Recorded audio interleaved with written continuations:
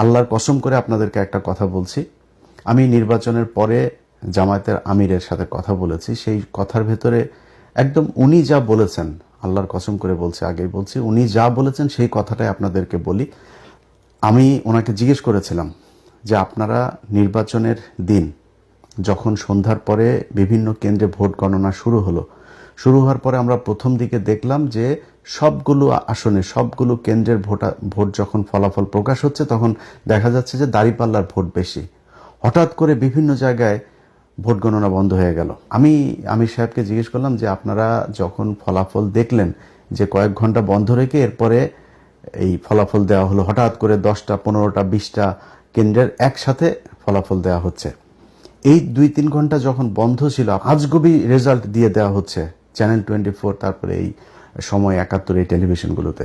তা আমি সাহেবকে বললাম যে আপনারা এই সময়টাতে আপনারা কোনো প্রতিবাদ করলেন না কেন? এই নির্বাচনটার আসলে এরকম একটা ফলাফল জামাতকেও আগে থেকেই বলে রাখা হয়েছিল যে আপনাদেরকে মেনে নিতে হবে। পরিস্থিতি যদি আপনাদের ইয়েতে যায় এবং সেই ক্ষেত্রে যদি কোনো দেশে খারাপ একটা দিকে যায় তখন কিন্তু আপনারা সামলাতে পারবেন না, আমসালা সব সমানে যাবে।